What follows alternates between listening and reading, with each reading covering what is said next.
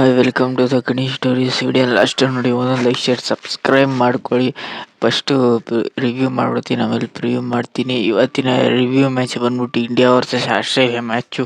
ಒಟ್ನಲ್ಲಿ India versus Australia match ಅಂದಾಗ intention match ಇತ್ತು. ಒಟ್ನಲ್ಲಿ ಮಳೆ ಬಂದು ಸಿಕ್ಕಾಬಿಟ್ಟೆ ಮ್ಯಾಚ್ಗಳು ಟರ್ನ್ ಓವರ್ ಆಯಿತು ಅನ್ಬೋದು. ಒಟ್ನಲ್ಲಿ ಮಳೆ ಅಡ್ವಾಂಟೇಜ್ ಆಯ್ತಾ ಇಲ್ವ ಅಂದರೆ ನನ್ನ ಪ್ರಕಾರ ಮಳೆ ಅಡ್ವಾಂಟೇಜ್ ಸಿಕ್ಕಾಬಿಟ್ಟೆ ಆಯಿತು ಅನ್ಬೋದು. ಯಾಕೆಂದರೆ ಇಂಡಿಯಾಗೆ ಸಿಕ್ಕಾಪಟ್ಟೆ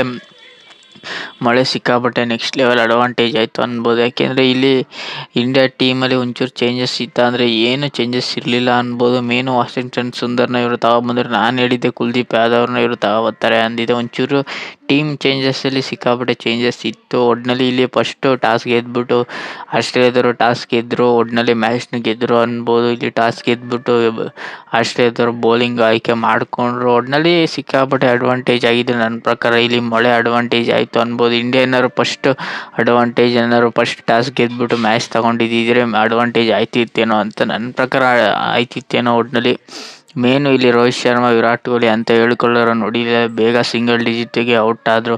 ರೋಹಿತ್ ಶರ್ಮಾ 8 ರನ್ಗೆ ಔಟ್ ಆದರೆ ವಿರಾಟ್ ಕೊಹ್ಲಿ 0 ರನ್ಗೆ ಔಟ್ ಆದರು. ಒಟ್ಟಿನಲ್ಲಿ ಶುಭ್ಮನ್ ಗಿಲ್ ಒಂದು 10 ರನ್ ಹೊಡೆದ್ರು. ಶ್ರೇಯಸ್ ಅಯ್ಯರ್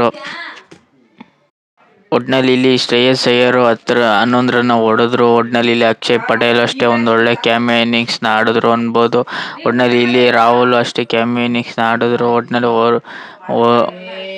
ಇಲ್ಲಿ ಅಂತ ಹೇಳ್ಕೊಳ್ಳೋ ಇನ್ನಿಂಗ್ಸ್ ಆಡಲಿಲ್ಲ. ಒಟ್ಟಿನಲ್ಲಿ ಜಸ್ಟ್ ಒಂದು 10 ರನ್ ಹೊಡೆದ್ರು. ಒಟ್ಟಿನಲ್ಲಿ ಇಲ್ಲಿ ನಿತೀಶ್ ಕುಮಾರ್ ರೆಡ್ಡಿನೂ ಅಷ್ಟೇ ಒಟ್ಟಿನಲ್ಲಿ ಒಂದು 10 ರನ್ ಹೊಡೆದ್ರು. ಒಟ್ಟಿನಲ್ಲಿ ಅಂತ ಹೇಳ್ಕೊಳ್ಳೋರನ್ನು ಇಲ್ಲಿ ಯಾರು ಹೊಡಿಲಿಲ್ಲ ಅನ್ನೋದಕ್ಕಿಂತ ಇಲ್ಲಿ KL ರಾಹುಲ್ ಲಾಸ್ಟ್ವರೆಗೂ ಇದ್ಕೊಂಡು ಮ್ಯಾಚ್ನ ಒಂದು ಲೆವೆಲ್ಗೆ ತಗೊಬಂದರು ಅನ್ಬೋದು. ಒಟ್ಟಿನಲ್ಲಿ ಒಂದು 150 ಇವರು ಹೊಡಿಬೋದಿತ್ತು. ಒಟ್ಟಿನಲ್ಲಿ ಇಲ್ಲಿ ಮಿನಿಮಮ್ ಮಳೆ ಬಂದಿದ್ದ ಕಾರಣದಿಂದ ಮಿನಿಮಮ್ 26 ಓವರ್ಗೆ ಮಿತಿನ ಮಾಡಿದ್ರು ಅನ್ಬೋದು. 50 ಓವರ್ ಇದ್ದಿದ್ದ ಮ್ಯಾಚ್ನ 26 ಓವರ್ಗೆ ತಗೊಬಂದರು ಅನ್ಬೋದು. ಒಟ್ಟಿನಲ್ಲಿ ನೆಕ್ಸ್ಟ್ ಲೆವೆಲ್ ಆಟನ ಇಂಡಿಯಾದವರು ಏನು ಆಡಲಿಲ್ಲ ಅನ್ಬೋದು. ಒಟ್ಟಿನಲ್ಲಿ ಆಸ್ಟ್ರೇಲಿಯಾಗೆ ಸಿಕ್ಕಾಪಟ್ಟೆ ಅಡ್ವಾಂಟೇಜ್ ಆಯಿತು ಅನ್ಬೋದು. ಮೇನ್ ಹೆಸಲ್ವುಡ್ ಇಲ್ಲಿ 2 ಕ್ರೂಷಿಯಲ್ ವಿಕೆಟ್ನ ತಕ್ಕೊಟ್ರೆ. ಒಟ್ಟಿನಲ್ಲಿ ಎಲ್ಲರೂ ಚೆನ್ನಾಗಿ ಬೌಲಿಂಗ್ನ ಮಾಡಿದ್ರು ಅನ್ಬೋದು. ಒಟ್ಟಿನಲ್ಲಿ ಮಳೆ ಬಂದಿದ್ದು ಆಸ್ಟ್ರೇಲಿಯಾಗೆ ಸಿಕ್ಕಾಪಟ್ಟೆ ಹೋಮ್ ಗ್ರೌಂಡ್ ಅಡ್ವಾಂಟೇಜ್ನ ನೆಕ್ಸ್ಟ್ ಲೆವೆಲ್ಗೆ ತಗೊಂಡ್ರು ಅನ್ಬೋದು. ಯಾಕೆಂದರೆ ಇಲ್ಲಿ ಮಿಚೆಲ್ ಸ್ಟಾರ್ಕರ್ ಅಷ್ಟೇ 1 ಕ್ರೂಷಿಯಲ್ ವಿಕೆಟ್ನ ತಕ್ಕೊಟ್ರು. ಒಟ್ಟಿನಲ್ಲಿ ಇಲ್ಲಿ ಸಿಕ್ಕಾಪಟ್ಟೆ ಸ್ಪಿನ್ಗೆ ಯೂಸ್ಫುಲ್ ಆಯಿತು ಅಂತ ನನಗೇನು ಅನ್ನಿಸ್ತು. ಒಟ್ಟಿನಲ್ಲಿ ಮೇನ್ ಇಲ್ಲಿ ಪವರ್ ಪ್ಲೇಲಿ ಆಗಲೇ ವಿಕೆಟ್ ತೆಗೆದುಬಿಟ್ಟಿದ್ರು. ಮಿಡಲ್ ಓವರ್ಗಳಲ್ಲಿ ಅಷ್ಟೇ ಮಿನಿಮಮ್ 5 ವಿಕೆಟ್ ಕಳ್ಕೊಬಿಟ್ಟಿದ್ರು. ಅಲ್ಲಿಂದನೇ ಮ್ಯಾಚ್ ಸಿಕ್ಕಾಪಟ್ಟೆ ಟರ್ನ್ ಓವರ್ ಆಯಿತು. ಒಟ್ಟಿನಲ್ಲಿ ಮಳೆ ಬಂದಕ್ಕಿಂತ ಆ ಥರ ಸೀನ್ಗಳು ನೆಕ್ಸ್ಟ್ ಲೆವೆಲ್ ಆಯಿತು ಅನ್ಬೋದು. ಯಾಕೆಂದರೆ ಈ ಫಸ್ಟ್ನೇ ಮ್ಯಾಚು ಅಂತ ಹೇಳ್ಕೊಳ್ಳೋ ಕಳೆನೂ ಇರಲಿಲ್ಲ. ಏನು ಗುರು ಹಿಂಗೆ ಮ್ಯಾಚ್ ನೋಡೋ ಇಂಟ್ರೆಸ್ಟ್ ಇರಲಿಲ್ಲ ಅನ್ಬೋದು. ಯಾಕೆಂದರೆ ಇಲ್ಲಿ ಮಳೆ ಬಂದು ಸಿಕ್ಕಾಪಟ್ಟೆ ಮ್ಯಾಚ್ ಕಳೆನೂ ಹೋಗಿಸ್ತು ಅಂತ ನನಗೇನು ಅನ್ನಿಸ್ತು ಅಂತ ಒಟ್ಟಿನಲ್ಲಿ ಅನ್ನಿಸ್ತು ಗುರು. ಒಟ್ಟಿನಲ್ಲಿ ಟೋಟಲ್ ಆಗಿ 136ನ ಸ್ಕೋರ್ನ ಕಳೆ ಹಾಕಿದ್ರು ಇಂಡಿಯಾದವರು. 9 ವಿಕೆಟ್ ಕಳ್ಕೊಂಡು ಆಲ್ಔಟ್ ಏನೂ ಆಗಲಿಲ್ಲ. 136ನ ಚೇಸ್ ಮಾಡೋಕ್ಕೆ ಬಂದಿದೆ ಆಸ್ಟ್ರೇಲಿಯಾ. ಒಟ್ಟಿನಲ್ಲಿ ಲಾಸ್ಟ್ವರೆಗೂ ಮಿಚೆಲ್ ಸ್ಟಾರ್ಕರ್, ಮಾರ್ಕರ್ಮು ಒಟ್ಟಿನಲ್ಲಿ ಬೇಗನೆ ಇನ್ನಿಂಗ್ಸ್ನ ಮುಗಿಸ್ರು ಅನ್ಬೋದು. ಯಾಕೆಂದರೆ ಇಲ್ಲಿ ಟ್ರಾವಿಸ್ ಇತ್ತು. ಒಟ್ಟಿನಲ್ಲಿ ಔಟ್ ಆದ ತಕ್ಷಣ ನನಗೇನೋ ಒಂಚೂರು ಹರ್ಷಿತ್ ರಾಣಾ ವಿಕೆಟ್ನ ತೆಗೆದ್ರು. ಒಟ್ಟಿನಲ್ಲಿ ನೆಕ್ಸ್ಟ್ ಲೆವೆಲ್ ಆಟನ ಆಡಿದ್ರು ಅನ್ಬೋದು. ಒಟ್ಟಿನಲ್ಲಿ ಇಲ್ಲಿ ನನ್ನ ಪ್ರಕಾರ ಒಂದೊಳ್ಳೆ ಲೋ ಸ್ಕೋರ್ ಆಗಿದೆ. ಒಟ್ಟಿನಲ್ಲಿ ಇಲ್ಲಿ ವಾಷಿಂಗ್ಟನ್ ಸುಂದರ್ 1 ಕ್ರೂಷಿಯಲ್ ವಿಕೆಟ್ ತಕ್ಕೊಟ್ರು. ಅಕ್ಷಯ್ ಸಿಂಗ್ ಇಲ್ಲಿ ಒಟ್ಟಿನಲ್ಲಿ ಇವರು ಮಿನಿಮಮ್ ಒಂದು 200 ಹೊಡೆದಿದ್ರೆ ನನ್ನ ಪ್ರಕಾರ ಒಟ್ಟಿನಲ್ಲಿ ಇಂಡಿಯಾಗೆಲ್ಲ ಚಾನ್ಸಸ್ ಇರ್ತಿತ್ತ. ಅಂದರೆ ಒಟ್ಟಿನಲ್ಲಿ ಇವರು ಹೊಡಿತಿದ್ರೇನೋ 200ನೂ ಬೀಟ್ ಮಾಡ್ತಿದ್ರೇನೋ ಅಂತ ನನಗೇನು ಅನ್ನಿಸ್ತಿತ್ತು. ಒಟ್ಟಿನಲ್ಲಿ ನೆಕ್ಸ್ಟ್ ಲೆವೆಲ್ ಆಟನ ಆಡಿದ್ರು ಅನ್ಬೋದು. ಯಾಕೆಂದರೆ ಇಲ್ಲಿ ಆಸ್ಟ್ರೇಲಿಯಾದವರು ಒಂಚೂರು ಈ ಮ್ಯಾಚ್ಗೆ ಕಳೆನ ಹೋಗಿಸ್ರು ಅನ್ಬೋದು. ಯಾಕೆಂದರೆ ಮಳೆ ಬಂದು ಈ ಮ್ಯಾಚ್ ಸಿಕ್ಕಾಬಿಟ್ಟೆ ಡೌನ್ಫಾಲ್ ಆಗಿದೆ ಅಂತ ನನಗೇನೋ ಅನ್ನಿಸ್ತು ಅನ್ಬೋದು. ಒಟ್ಟಿನಲ್ಲಿ ಈ ಮ್ಯಾಚು ಅಂತ ಹೇಳ್ಕೊಳ್ಳೋ ಮ್ಯಾಚು ಅನ್ನಿಸ್ಲಿಲ್ಲ ಅನ್ಬೋದು. ಯಾಕೆಂದರೆ ಒಟ್ಟಿನಲ್ಲಿ ಏನೂ ಕಳೆ ಇರಲಿಲ್ಲ ಅನ್ಬೋದು. ಯಾಕೆಂದರೆ ಇಲ್ಲಿ ವಿರಾಟ್ ಕೊಹ್ಲಿ, ರೋಹಿತ್ ಶರ್ಮಾ ಮ್ಯಾಚು ಎಷ್ಟು ತಿಂಗಳುಗಳಾಗಿತ್ತಂತರ ಮ್ಯಾಚ್ಗಳನ್ನ ಆಡೋದ್ರಿಂದ ಅದಕ್ಕೆ ಒಂಚೂರು ಟ್ರೈನ್ ಅಪ್ ಆಯ್ತು ಅಂತ ನನಗೇನೋ ಅನ್ನಿಸ್ತು. ಒಟ್ಟಿನಲ್ಲಿ ಈ ಮ್ಯಾಚ್ ಅಂತ ಹೇಳ್ಕೊಳ್ಳೋ ಮ್ಯಾಚ್ ಇಲ್ಲವೇ ಇಲ್ಲ ಅನ್ಬೋದು. ತೀರಾ ಲೋಯೆಸ್ಟ್ ಮ್ಯಾಚ್ ಅನ್ಬೋದು. ಒಟ್ಟಿನಲ್ಲಿ ನನಗೇನೋ ಅಂತ ಹೇಳ್ಕೊಳ್ಳೋ ಮ್ಯಾಚ್ ಇಷ್ಟ ಆಗಲಿಲ್ಲ ಅನ್ಬೋದು. ಯಾಕೆಂದರೆ ಒಟ್ಟಿನಲ್ಲಿ ಇಂಡಿಯಾ ಅಂತ ಹೇಳ್ಕೊಳ್ಳೋ ಟೀಮ್ ಇದ್ರೂ ಒಟ್ಟಿನಲ್ಲಿ ಮಳೆ ಬಂದು ಸಿಕ್ಕಾಪಟ್ಟೆ ಅಡ್ವಾಂಟೇಜ್ ಆಯ್ತು ಅಂತ ನನಗೇನು ಅನ್ನಿಸ್ತು. ಮೇನು ಇಲ್ಲಿ ಟಾಸ್ಗೆ ಇಂಡಿಯಾನವ್ರು ಗೆದ್ದಿದ್ರೆ ಮ್ಯಾಚ್ಗೆಲ್ಲ ಚಾನ್ಸ್ ಇರ್ತಿತ್ತು ಅಂತ ನನಗೇನು ಅನ್ನಿಸ್ತು. ಒಟ್ಟಿನಲ್ಲಿ ಇಲ್ಲಿ ಟಾಸ್ ಗೆದ್ದು ಮ್ಯಾಚ್ನು ಗೆದ್ದರು ಅಂತ ನನಗೇನು ಅನ್ನಿಸ್ತು. ಆಸ್ಟ್ರೇಲಿಯಾದವರು 7 ವಿಕೆಟ್ಗಳ ಭರ್ಜರಿ ಜಯ ಕಂಡರು. ಒಟ್ಟಿನಲ್ಲಿ ಒಂಚೂರು ಟಕ್ಕರ್ ಕೊಟ್ಟರು ಒಟ್ಟಿನಲ್ಲಿ ಬೌಲಿಂಗಲ್ಲಿ ಅಂತ ನನಗೇನು ಅನ್ನಿಸ್ತು. ಫೀಲ್ಡಿಂಗು ಅನ್ನೋದ್ಕಿಂತ ಒಟ್ಟಿನಲ್ಲಿ ಇಂಡಿಯಾದವರು ಒಟ್ಟಿನಲ್ಲಿ ಈಸಿಗೆ ಮಾಡ್ಕೊಂಡೇನು ಗೆಲ್ಲಿಲ್ಲ. ಒಟ್ಟಿನಲ್ಲಿ ಈ ಮ್ಯಾಚ್ ಅಂತ ಹೇಳ್ಕೊಳ್ಳೋ ಸ್ಟೋರಿ ಏನು ಇರಲಿಲ್ಲ ಅಂತ ನನಗೇನು ಅನಿಸ್ತು. ಒಟ್ಟಿನಲ್ಲಿ ಆಸ್ಟ್ರೇಲಿಯಾದವ್ರು ಗೆದ್ರು ಗುರು. ಈ India versus Australia preview match ನೋಡೋದಾದ್ರೆ ಒಟ್ಟಿನಲ್ಲಿ ಇಂಡಿಯಾ ವರ್ಸಸ್ ಆಸ್ಟ್ರೇಲಿಯಾ ಅಂದಾಗ ಒಟ್ಟಿನಲ್ಲಿ ಟೀಮ್ ಚೇಂಜಸ್ ನನ್ನ ಪ್ರಕಾರ ಆಗುತ್ತೆ. ಯಾಕೆಂದರೆ ಒಟ್ಟಿನಲ್ಲಿ ನೆಕ್ಸ್ಟ್ ಲೆವೆಲ್ ಆಟನ ಆಡಬೇಕು. ಇಂಡಿಯಾದಲ್ಲಿ ಮೇನು ವಿರಾಟ್ ಕೊಹ್ಲಿ, ರೋಹಿತ್ ಶರ್ಮಾ ಕ್ಲಿಕ್ ಆಗಬೇಕಂತ ನನಗೇನು ಅನ್ನಿಸ್ತಿದೆ. ಯಾಕೆಂದರೆ ಇಲ್ಲಿ ಒಟ್ಟಿನಲ್ಲಿ ಮೇನ್ ಗುರು ಇಲ್ಲಿ ಮಳೆ ಅಗತ್ಯತೆ ಸಿಕ್ಕಾಪಟ್ಟೆ ಇದೆ ಅನ್ಬೋದು. ಯಾಕೆಂದರೆ ಇಲ್ಲಿ ಮಳೆ ನೆಕ್ಸ್ಟ್ ಲೆವೆಲ್ ಆಟನ ಆಡಿಸ್ತದೆ ಅನ್ಬೋದು. ಯಾಕೆಂದರೆ ಇಲ್ಲಿ ಮಳೆ ಬರಲಿಲ್ಲ ಅಂದರೆ ಒಂಚೂರು ಇಂಡಿಯಾಗೆ ಅಡ್ವಾಂಟೇಜ್ ಆಗುತ್ತೆ. ಮಳೆ ಬಂದುಬಿಟ್ರೆ ಓದ್ಸತಿ ಆದಂಗೆ ಆಗೋ ಚಾನ್ಸಸ್ ಸಿಕ್ಕಾಪಟ್ಟೆ ಇದೆ ಅನ್ಬೋದು. ಯಾಕೆಂದರೆ ಇಲ್ಲಿ ನೆಕ್ಸ್ಟ್ ಲೆವೆಲ್ ಆಟನ ಆಡ್ತಾರೆ ಅನ್ಬೋದು. ಯಾಕೆಂದರೆ ಮೇನು ಒಬ್ಬರು ರೋಹಿತ್ ಶರ್ಮಾ ಅಟ್ಲೀಸ್ಟ್ ವಿರಾಟ್ ಕೊಹ್ಲಿ ಒಬ್ಬರಲ್ಲಿ ಇಬ್ಬರಾದ್ರು ಕ್ಲಿಕ್ ಆದರೆ ಒಟ್ಟಿನಲ್ಲಿ ನೆಕ್ಸ್ಟ್ ಲೆವೆಲ್ ಆಟ ಇರುತ್ತೆ ಅನ್ಬೋದು. ಯಾಕೆಂದರೆ ಇಲ್ಲಿ ಶುಭ್ಮನ್ ಗಿಲ್ ಚೆನ್ನಾಗಿ ಆಡ್ತಾರೆ ಅನ್ಬೋದು. ರೋಹಿತ್ ಶರ್ಮನೂ ಅಷ್ಟೇ. ಒಟ್ಟಿನಲ್ಲಿ ಇಲ್ಲಿ ಮೇನು ಇವರು ಕುಲ್ದೀಪ್ ಯಾದವ್ನ ತರಬೇಕು, ಇಲ್ಲಿ ವಾಷಿಂಗ್ಟನ್ ಸುಂದರ್ನ ಕುಣಿಸ್ಬೇಕು ಅಂತ ನನಗೇನು ಅನಿಸ್ತಿದೆ. ಇಲ್ಲಿ ಮಿಡಲ್ ಆರ್ಡರ್ಗಳಲ್ಲಿ ಒಂಚೂರು ಡಲ್ ಕಾಣ್ತಿದೆ ಅಂತ ನನಗೇನು ಅನಿಸ್ತಿದೆ. ಇಲ್ಲಿ ನಿತೀಶ್ ಕುಮಾರ್ ರೆಡ್ಡಿನ ಕುಣಿಸ್ಬಿಟ್ಟು ಇಲ್ಲಿ ಕುಲ್ದೀಪ್ ಯಾದವ್ನ ತರಿಸ್ಬೇಕು. ಇಲ್ಲಾಂದರೆ ಟೀಮ್ ಇಂಡಿಯಾಗೆ ಒಂಚೂರು ಕಷ್ಟ ಆಗೋ ಚಾನ್ಸಸ್ ಸಿಕ್ಕಾಪಟ್ಟೆ ಇದೆ ಅನ್ಬೋದು.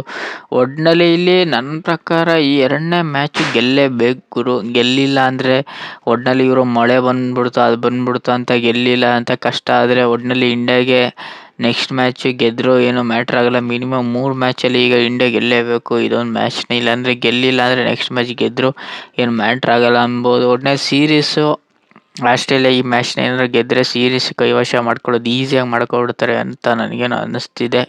ಒಟ್ಟಿನಲ್ಲಿ ಇಂಡಿಯಾ ಓಡಿ ಅಂದಾಗ ಒಂಚೂರು ಸ್ಟ್ರಗಲ್ ಪಡೋ ಚಾನ್ಸಸ್ ಸಿಕ್ಕಾಪಟ್ಟೆ ಇದೆ. ಯಾಕೆಂದರೆ ಆಸ್ಟ್ರೇಲಿಯಾ ಸಿಕ್ಕಾಪಟ್ಟೆ ಟಫ್ ಆಗಿ ಕಾಣ್ತಿದೆ. ಹೋಮ್ ಗ್ರೌಂಡ್ ಅಡ್ವಾಂಟೇಜ್ ಆಗಲಿ ಸಿಕ್ಕಾಪಟ್ಟೆ ತಗೋತಿದ್ದಾರೆ ಅಂತ ನನಗೇನು ಅನ್ನಿಸ್ತಿದೆ. ಒಟ್ಟಿನಲ್ಲಿ ಮೇನ್ ಗುರು ಅಲ್ಲಿ ಯಾರ್ಯಾರಪ್ಪ ಇರ್ತಾರೆ ಅಂದರೆ ಇಲ್ಲಿ ಆಯುಷ್ ವಿಚಾರಕ್ಕೆ ಶುಭ್ಮನ್ ಗಿಲ್ಗೆ ಕ್ಯಾಪ್ಟನ್ಸಿನ ಕೊಡ್ತಾರೆ. ರೋಹಿತ್ ಶರ್ಮಾ ಇರ್ತಾರೆ, ವಿರಾಟ್ ಕೊಹ್ಲಿ ಇರ್ತಾರೆ, ಶ್ರೇಯಸ್ ಅಯ್ಯರ್ ಇರ್ತಾರೆ, ಅಕ್ಷಯ್ ಪಟೇಲ್ ಇರ್ತಾರೆ, ರಾಹುಲ್ ಇರ್ತಾರೆ. ಮೇನ್ ಇಲ್ಲಿ ನಿತೀಶ್ ಕುಮಾರ್ ರೆಡ್ಡಿಗೆ ಬದಲು ಇಲ್ಲಿ ಬೇರೆಯವ್ರಿಗೆ ಚಾನ್ಸ್ ಕೊಡೋ ಚಾನ್ಸಸ್ ಇರಬೇಕು. ಯಾಕೆಂದರೆ ಇವರು ಕುಲ್ದೀಪ್ ಯಾದವ್ನ ತರಬೇಕು. ಒಟ್ಟಿನಲ್ಲಿ ಇಲ್ಲಿ ವಾಷಿಂಗ್ಟನ್ ಸುಂದರ್ನ ತರೋ ಚಾನ್ಸಸ್ ಸಿಕ್ಕಾಪಟ್ಟೆ ಇವರು ಸಿಕ್ಕಾಪಟ್ಟೆ ಡೆಪ್ತ್ ಬ್ಯಾಟ್ಸ್ಮನ್ನ ಕಾಣ್ತಿದ್ದಾರೆ. ಒಟ್ಟಿನಲ್ಲಿ ಅಂತ ಹೇಳ್ಕೊಳ್ಳೋ ಬ್ಯಾಟ್ಸ್ಮನ್ ಇಲ್ಲಿ ಯಾರು ಕಾಣ್ತಿಲ್ಲ ಅನ್ನೋದಕ್ಕಿಂತ ಇಲ್ಲಿ ರೋಹಿತ್ ಶರ್ಮಾ, ವಿರಾಟ್ ಕೊಹ್ಲಿ ಅಟ್ಲೀಸ್ಟ್ ಒಬ್ಬರಾದ್ರು ಕ್ಲಿಕ್ ಆದರೆ ಮ್ಯಾಚು ನೋಡೋಕ್ಕೂ ಚೆನ್ನಾಗಿರುತ್ತೆ, ಇಂಟ್ರೆಸ್ಟ್ ಆಗಿ ಇರುತ್ತೆ ಅಂತ ನನಗೇನು ಅನ್ನಿಸ್ತಿದೆ. ಒಟ್ಟಿನಲ್ಲಿ ಈ ಮ್ಯಾಚರು ಅಟ್ಲೀಸ್ಟ್ ಕಳೆಯಿಂದ ಮಳೆ ಬರದೇ ಇರಲಿ ಅಂತ ಮಳೆ ಬರದೆ ಮ್ಯಾಚ್ ಫುಲ್ ಓವರ್ ನಡೆಸಲಿ ಅಂತ ನನಗೇನು ಅನ್ನಿಸ್ತಿದೆ.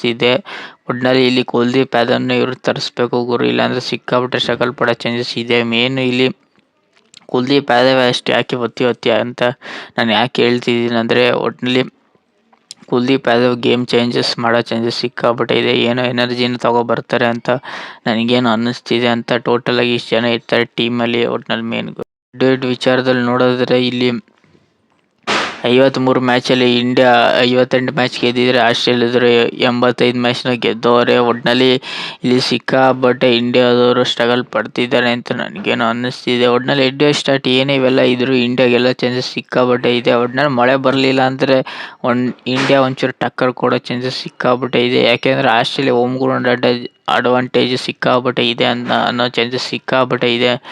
ಒಟ್ಟಿನಲ್ಲಿ ಮೇನು ಇಂಡಿಯಾ ಒಟ್ಟಿನಲ್ಲಿ ನೆಕ್ಸ್ಟ್ ಲೆವೆಲ್ ಆಟನ ಆಡಲೇಬೇಕು ಗುರು. ಒಟ್ಟಿನಲ್ಲಿ ಎಲ್ಲ ಬ್ಯಾಟಿಂಗ್ ಆಗಲಿ ಬೌಲಿಂಗಲ್ಲಿ ಒಂಚೂರು ಚೆನ್ನಾಗಿ ಆಡ್ತಾರೆ. ಇಂಡಿಯಾ ಬ್ಯಾಟಿಂಗಲ್ಲಿ ಒಂಚೂರು ಸ್ಟ್ರಗಲ್ ಪಡೋ ಚಾನ್ಸಸ್ ಸಿಕ್ಕಾಪಟ್ಟೆ ಇದೆ. ಮೇನು ಟಾಸ್ ಗೆಲ್ಲೋ ಚಾನ್ಸಸ್ ಸಿಕ್ಕಾಪಟ್ಟೆ ಇದೆ. ಯಾಕೆಂದರೆ ಹೋಮ್ ಗ್ರೌಂಡಲ್ಲಿ ಯಾರು ಟಾಸ್ ಗೆಲ್ತಾರೆ ಅವ್ರಿಗೆಲ್ಲ ಚಾನ್ಸಸ್ ಸಿಕ್ಕಾಪಟ್ಟೆ ಇದೆ. ಇಲ್ಲಿ ಲೋ ಸ್ಕೋರ್ ಹೈ ಸ್ಕೋರ್ ಅನ್ನೋದಕ್ಕಿಂತ ಮಿನಿಮಮ್ಮು 250-280 ಹೊಡಿಲೇಬೇಕು ಇಂಡಿಯಾದವರು ಏನಾದ್ರು ಬ್ಯಾಟಿಂಗ್ ಆಡಿದ್ರೆ. ಒಟ್ಟಿನಲ್ಲಿ ಇಂಡಿಯಾ 250 ಹೊಡಿಲಿಲ್ಲ ಅಂದರೆ ಒಟ್ಟಿನಲ್ಲಿ ಗೆಲ್ಲೋ ಚಾನ್ಸಸ್ ಸಿಕ್ಕಾಪಟ್ಟೆ ಕಡಿಮೆ ಆಗುತ್ತೆ.